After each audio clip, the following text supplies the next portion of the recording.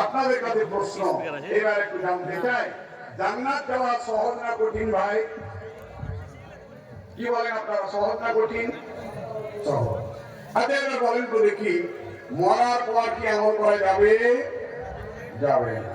পাপ বাপকেও ছাড়ে না, কথা ঠিক না বেঠি?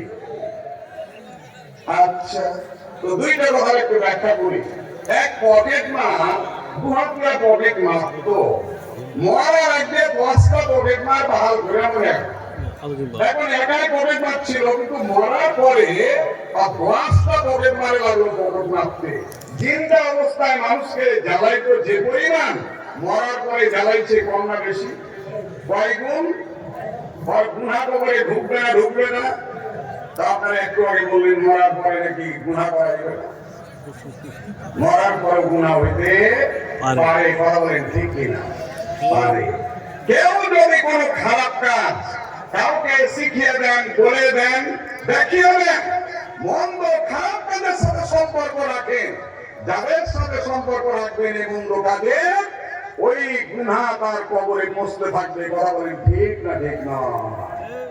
আচ্ছা এবার বলেন তো দেখি, মরার পরে আপনি জিন্দা অবস্থায় নামাজ পড়তেন, 5 জনকে নামাজি বানিয়ে দিয়ে মরে গেলেন, ওই 5 জনে যত নামাজ পড়বে তার নেকি পাবেন না? পাবেন না?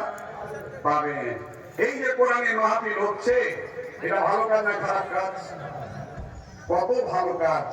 আপনি একটু শোনাই আপনাদেরকে, একটু ভালো করে বুঝার চেষ্টা করেন।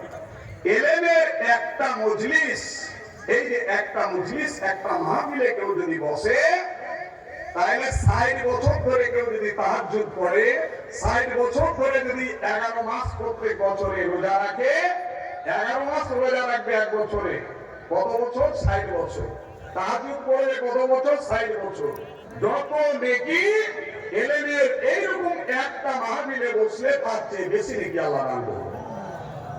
আল্লাহু আকবার, আল্লাহু আকবার। কথা বলেন ঠিক না ঠিক না? দুনিয়াতে ভাই দু রকমের ইয়ে আছে, মাছি আছে। এক প্রকার মাছি পচা বিড়াল ছাড়া বসবে না, পচা কুকুর ছাড়া, পচা শোক ছাড়া বসবে না, তারপরে পায়খানা ছাড়া বসবে না, এরপরে পেশাব ছাড়া বসবে না, তারপরে লাড়ি ভুড়ি ছাড়া বসবে না, ফুলের ওপর বসবে না, মধুর ওপর বসে না। এরকম মাছি আছে না নাই? এই মাছির নাম কি? বন ভৈনা। কি মাছি? বন ভৈনা মাছি। ওর সামনে যদি মধু ঢেলে দেন, মধুটা বসবে? বসবে? বসবে না। মধুরে বসা, ফুলে বসা, এরকম মাছি আছে না নাই? এই মাছির নাম কি? মৌমাছি। আজকে দেখেন, এখানে আসলে কি টাকা দেবেন আপনারা? খেতে দেবেন? আপনারা আসলেন কেন? সবের জন্য। আল্লাহু আকবার। কাকে খুশি করতে? আল্লাহ খুশি করতে। কথা বলেন ঠিক কিনা? দুনিয়ার কিছু আমি চ্যালেঞ্জ করে বলতে পারি, দৃঢ়তার সাথে বলতে পারি, দুনিয়ার কোনো স্বার্থ এখানে নাই।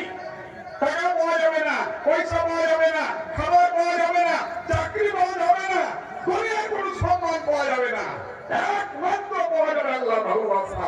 কথা বলেন ঠিক না ঠিক নয়?